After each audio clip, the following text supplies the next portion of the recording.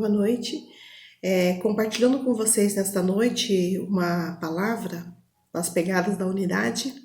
Bom, o que me levou a fazer essa palavra, a levar a ministrar essa palavra, foi o que aconteceu nesse final de ano aqui. Então nós passamos um momento muito ruim aqui. Nós nunca tínhamos passado o que nós passamos neste período. Então muito barulho, muito som, assim uma coisa assim deplorável, né?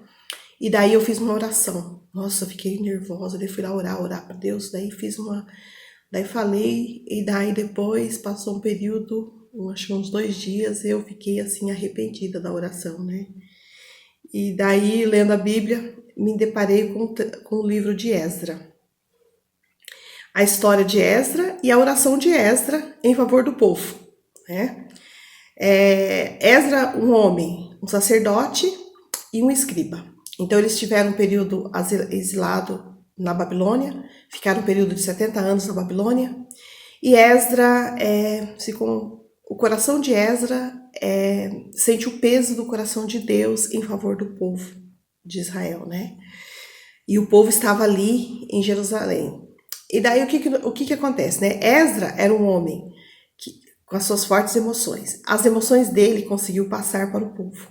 Então Esdra, ele não só jejua e se coloca em oração, mas também ele leva o povo a fazer isso. Então, a história de Esdra muda a história do mundo e muda a história da igreja não, do mundo e do povo de Israel. Então, através deste homem, há um marco na história. Então, essa é a vida de Esdra. Então, vamos ler lá a oração de Esdra. Nós vamos trabalhar apenas 2 versículos.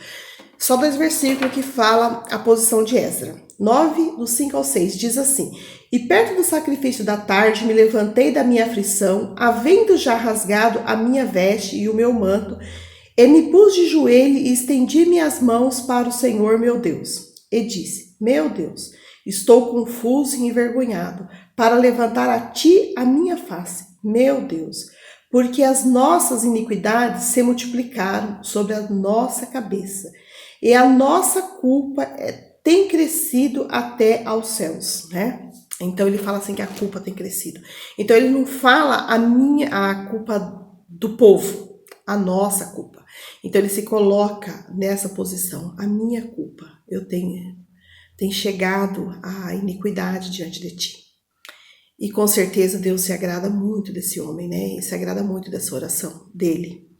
E nos remete também aos nossos irmãos judeus que têm orado em vários lugares, em vários países, em especial alguns que têm orado nos Estados Unidos, que eles oram das 8 da manhã às 11 da manhã, das 8h30 da manhã às 11 da manhã, de segunda a quinta-feira, né? Então, é um grupo de pessoas que têm orado para que aconteça o derramar do Espírito Santo sobre toda a carne, e a profecia de Joel 2, que toda a carne seja derramado o Espírito, que a terra, que haja um avivamento global sobre a terra, né? O Espírito de Deus seja derramado, né? Então me faz também lembrar muito a oração de Ezequias. Então Ezequias é um rei e ele ora ao Senhor.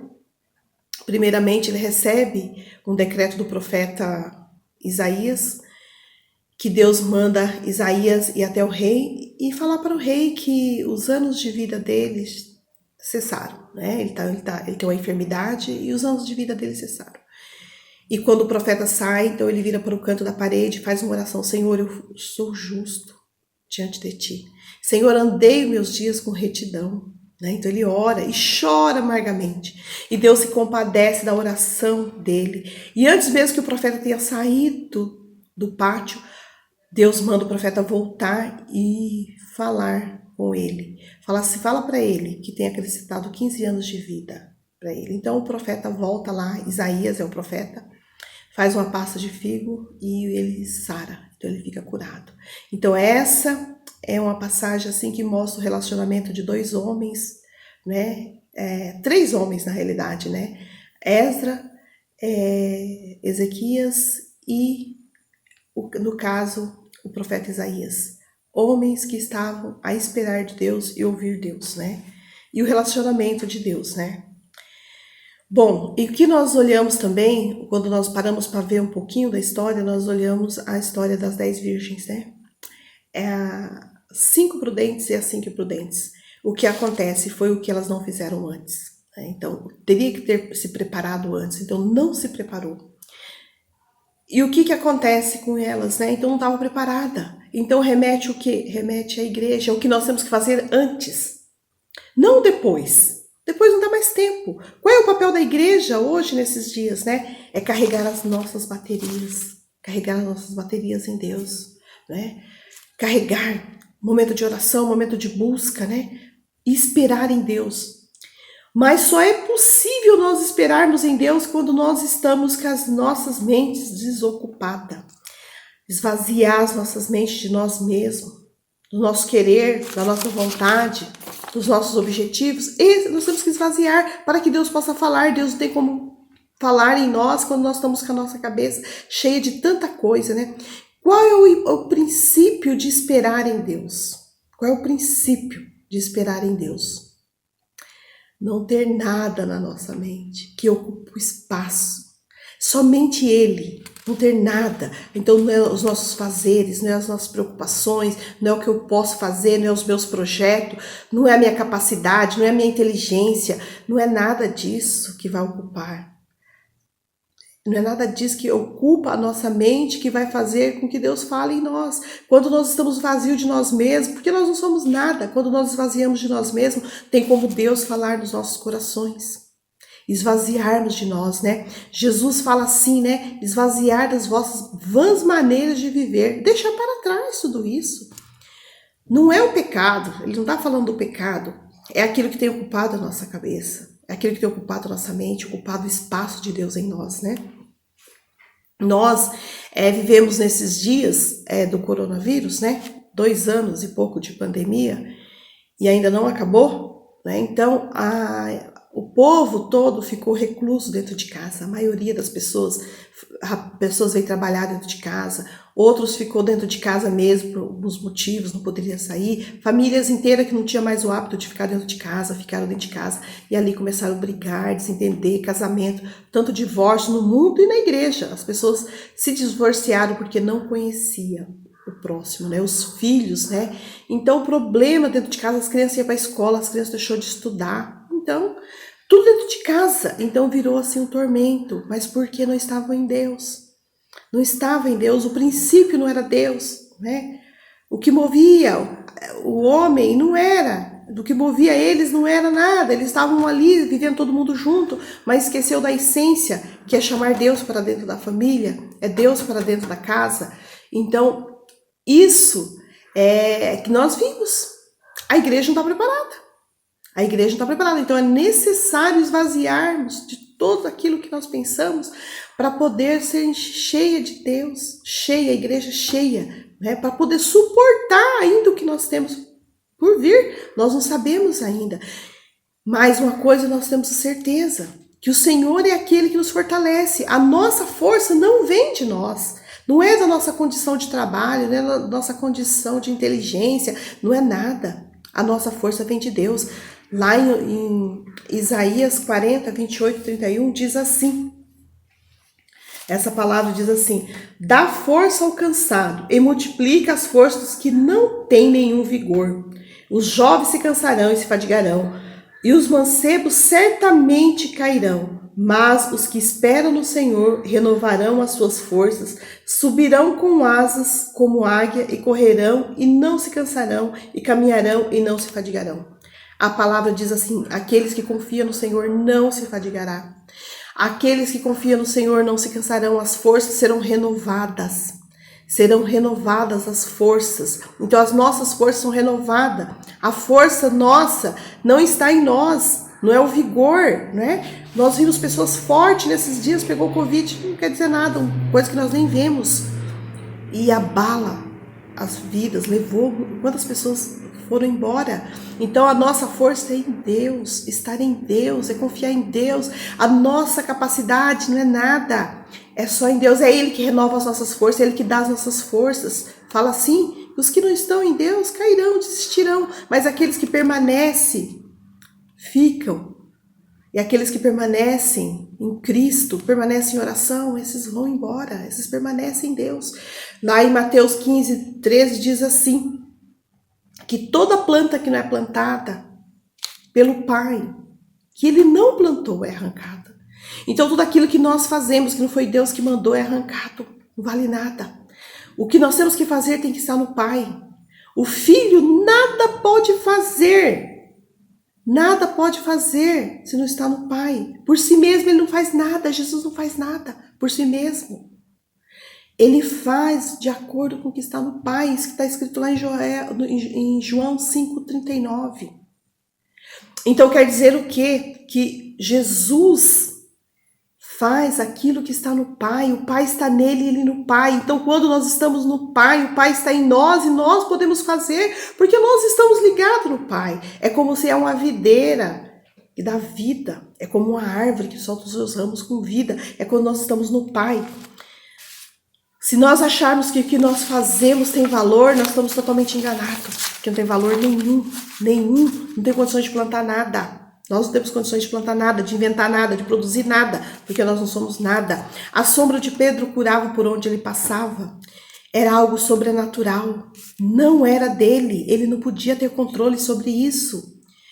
Nós conhecemos as pessoas que nós vemos agora. Nós não conhecemos o amanhã. Quem conhece o amanhã é Deus. É Ele que faz na vida das pessoas, não somos nós que fazemos. Às vezes nós limitamos o poder de Deus, né? Mas quando nós esperamos em Deus, quando a esperança vem de Deus, nada segura o homem, porque está em Deus.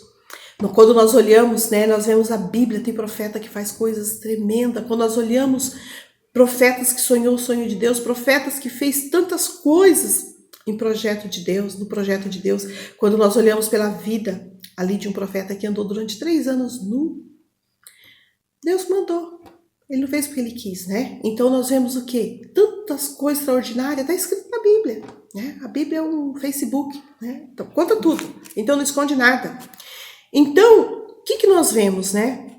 É esperar em Deus, é ouvir Deus. Saul não esperou em Deus.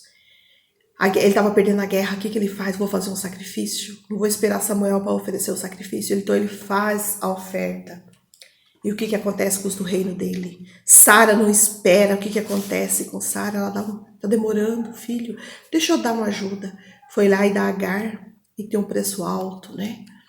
Então, essa é a história, não é? Então, não esperar Deus, tomar atitude por Ele próprio. Quando nós olhamos a vida de Moisés, Moisés subiu no monte e ali ficou 7 dias, sem comer, sem beber, esperando Deus falar, e Deus falou com ele e ele teve de volta. O que nós olhamos, né? Precisamos esvaziar de nós mesmos para que possamos ser cheios. O segundo ponto é ter revelação de Deus. Quando nós temos uma revelação de Deus, nós vamos, nós andamos, nós caminhamos, nós não ficamos parados. A dona Elza teve o sonho de Deus, né? Deus conseguiu transmitir o sonho dele para aquele casal. Primeiramente, o sonho dele estava em Deus. O sonho deles estava em Deus, não estava neles.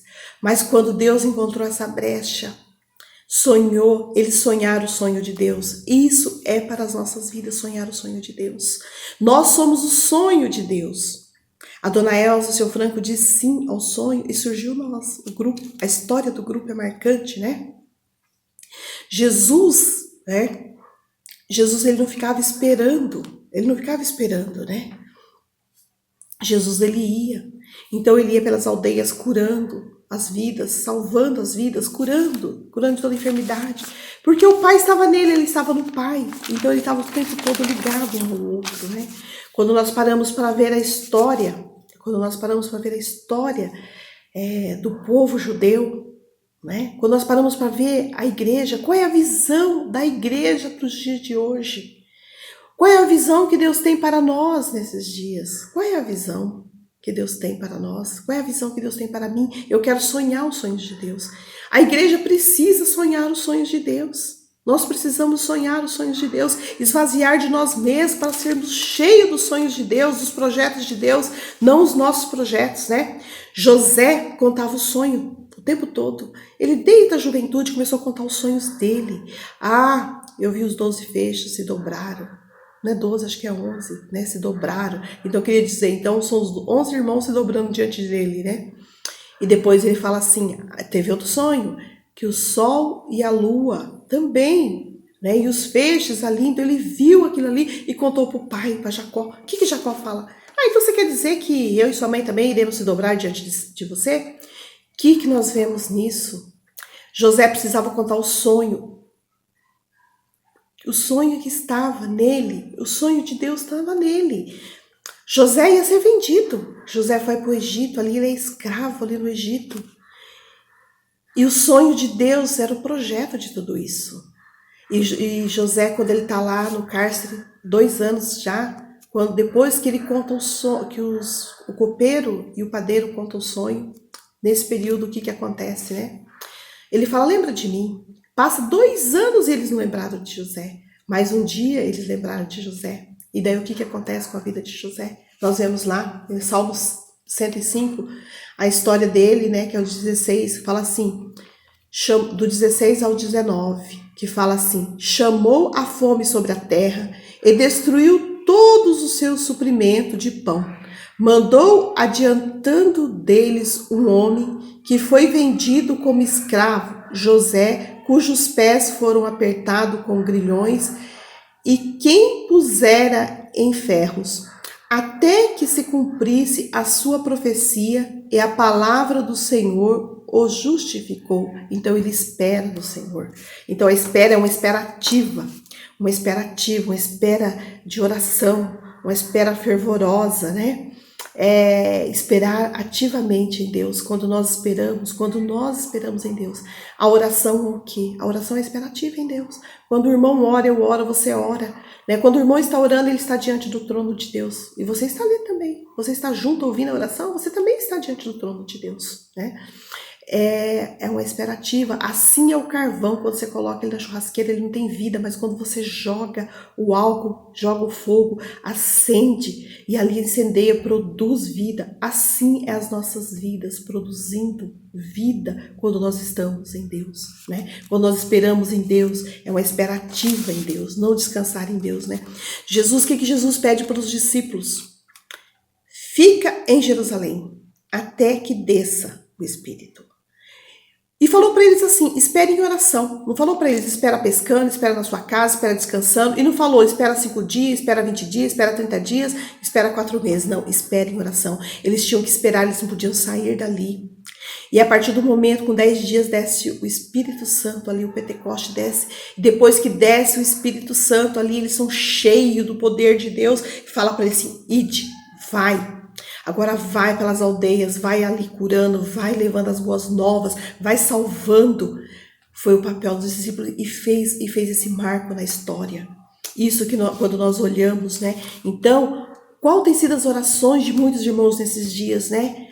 Crer que vai acontecer algo. A oração é crer que vai acontecer algo, na história, que o derramar do Espírito Santo, lá em Joel 2, sobre toda a carne, isso vai ocorrer, né? Isso vai ocorrer. Deus está levantando nesses dias para-raios. Nós somos o que nesses dias, né? Para-raios. Eu quero ser para-raios de Deus, né? A oração faz um efeito. Então é como se surgisse os raios. Os raios vêm sobre a terra.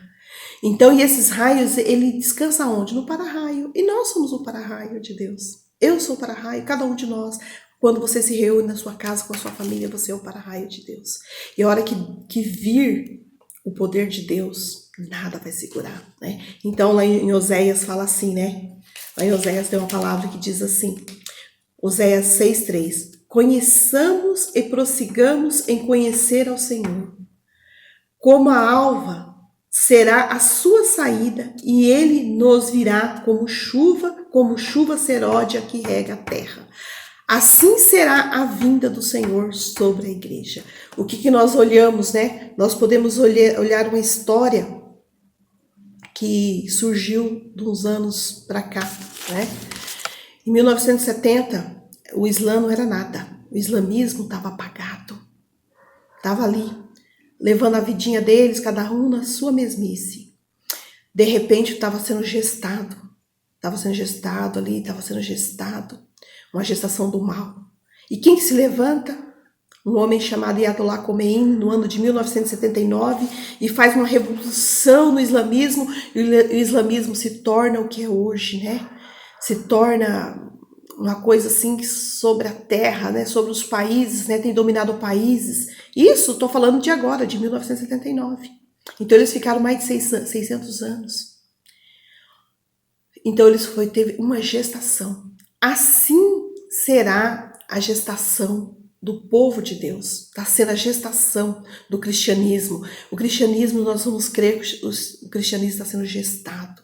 A gestação de Deus, num povo que irá se levantar, um povo forte, um povo cheio da graça, cheio do Espírito, que irá invadir as universidades, irá invadir as cidades, irá invadir, as vidas serão salvas. 3.000 almas nas universidades serão salvas. Nós temos que crer nisso, crer na gestação do cristianismo, crer nessa gestação da igreja, a manifestação do poder de Deus sobre a terra é a manifestação. Nós fazemos parte dessa história. Nós queremos fazer parte de sonhar o sonho de Deus, fazer parte dessa gestação de Deus, da gestação do povo que espera o cair do poder de Deus sobre toda a carne, o que está escrito lá em Joel. Lá em Joel está escrito que será derramado do Espírito sobre toda a carne. E quando esse Espírito Santo for derramado sobre toda a carne, nada segura essa igreja, nada segura este povo. Esse povo irá transbordar. Então, aos jovens que não conhecem a Cristo nas universidades, irão se converter, irão sair pelas ruas, irão ministrar cura. Quantas pessoas precisam de receber cura da alma, cura do espírito? Hoje o povo está doente, o povo todo está doente, né? O mundo precisa, a natureza geme pela manifestação dos filhos de Deus. A natureza tem gemido, as pessoas têm gemido pela manifestação do poder de Deus. E o que vai fazer essa manifestação do poder de Deus é a gestação do cristianismo, é a oração ativa, é a nossa oração ativa como igreja, para que nós possamos resistir o que vem por aí, a manifestação do povo de Deus, né? Quando nós olhamos uma história que está escrito lá em 2 Reis, 2 Reis 4, do 1 ao 6, que é a história do profeta Eliseu, do profeta Eliseu. Diz assim: e uma mulher das mulheres dos filhos do profeta clamou a Eliseu, dizendo: meu marido, teu servo, morreu, e tu, o que é teu servo, temia ao Senhor, e veio o credor levar-me os meus filhos, para serem escravos. E Eliseu lhe disse: que tenho de eu fazer? Declara-me o que tens em casa. E ela disse: tua serva não tem nada em casa, senão uma botija de azeite. Então disse ele: vai, pede para ti vasos emprestados, e todos os teus vizinhos os vasos vazios, não poucos, né? E daí ela vai, né, e pede vaso para os vizinhos, as vasilhas. Ela faz de acordo com aquilo que ele mandou. E os vasos são cheios. Então, os vasos ali são cheios da presença. Então, são cheios do azeite. Então, vai enchendo, vai enchendo vários vasos, ali vai se enchendo os vasos são cheios do azeite. A hora que acaba os vasos, acaba o azeite. Então, são as vidas, né? Então, são as pessoas que estão vazias, as pessoas que estão sedentas, as pessoas que não têm nada. É para que eles possam ser cheio do Espírito. Fala assim: vai e traga. Então a igreja irá por esses lugares, chamando essas pessoas. Então não desista, né? Ah, a situação está terrível, então eu não faço nada. Não. Crê nessa palavra. O profeta, o que o profeta fala? Vai. O profeta fala assim: vai, pede vazias. Traga elas aqui para ser cheia, que as pessoas possam chegar para ser cheio do azeite de Deus, cheio do Espírito de Deus, pessoas serem saradas. Quando nós olhamos para a história dos sertanejos, lá no sertão, eles semeiam em meio à terra seca. Não tem planta, não tem nada, não tem nuvem, não tem sinal de chuva, não tem nada, a terra está trincada. Mas o que eles fazem, né? Eles semeiam a semente, semeiam o milho, semeiam o feijão, crendo na chuva, crendo que vai chover, que a chuva vai molhar a terra e a terra vai produzir 100 por 1, vai produzir milho, vai produzir feijão. Eles semeiam esperando. Qual é o nosso papel como igreja nesses dias? É semear. É semear em meio aos pedregulhos, é semear em meio aos espinhos, é semear aonde nós não vemos vida, é semear onde nós não temos esperança, mas é semear. Às vezes nós olhamos a condição da pessoa hoje, mas só Deus conhece o amanhã. Nós não conhecemos o amanhã. Tem um testemunho de uma mulher, eu nem ia contar, mas eu vou contar esse testemunho de uma mulher. Que essa história é um senhor já de 80 e poucos anos, que um servo de Deus, ele conta a história de uma mulher que sofreu um acidente de carro e ela ficou viúva. Com 66 anos, ela ficou viúva. E ficou paraplégica. Então ela queria morrer. Viúva, pobre, sem nada. Ela queria morrer. Daí alguém apresentou a ela um curso de evangelismo para evangelizar as pessoas. Então ela foi participar desse curso. Chegando lá, ela gostou do que ela ouviu, ela gostou da palavra, ela gostou daquilo que ouviu. Eu gostaria de ganhar uma vida para Deus. Daí ela ora e pede uma vida para Deus. Daí Deus dá uma vida. E ela começa a orar de novo. Senhor, eu gostei, o brilho, né, nos olhos. Dá mais um. Deus deu mais um. Senhor, dá mais um. Deus deu mais um. E ela escreveu no caderno dela. Ela, durante 14 anos, com 80 anos, né? Ela tinha 80 anos. Ela tinha ganhado 3.150 pessoas para Deus. Então, o que quer dizer com isso? Que não tem dificuldade. Ai, Senhor, eu não sei falar. Ai, Senhor, eu não sei ler. Ai, Senhor, eu não sei isso. Moisés falava da mesma coisa. Basta nós crermos que a força não é nossa. A força é o Espírito que nos fortalece. É o Espírito que nos conduz. Não somos nós, porque nós não somos nada. Então, é a força que vem. É Ele que dá força, que dá vigor, dá força ao cansado, né? Dá vigor àquele que está fraco, aquele que não aguenta mais nada. É assim, é crer. É crer que a semente que nós iremos semear, ela irá produzir, indiferente da quantidade. Hoje, às vezes, as pessoas querem tantas coisas, mas nós não precisamos de tantas coisas. Nós precisamos de uma coisa só. É só o Senhor nas nossas vidas, é só Jesus em nós, né? A esperança do homem não está neste mundo, eu sempre uso essa fala. A nossa esperança está em Cristo Jesus, que pode mudar a história da igreja, como tem mudado nesses dias já. Nós crermos nessa palavra para encher, né? Encher as vidas, encher as vazias vazia. Nós somos essa igreja, a igreja que está se levantando, a igreja que tem orado sobre o 4 cantos da terra.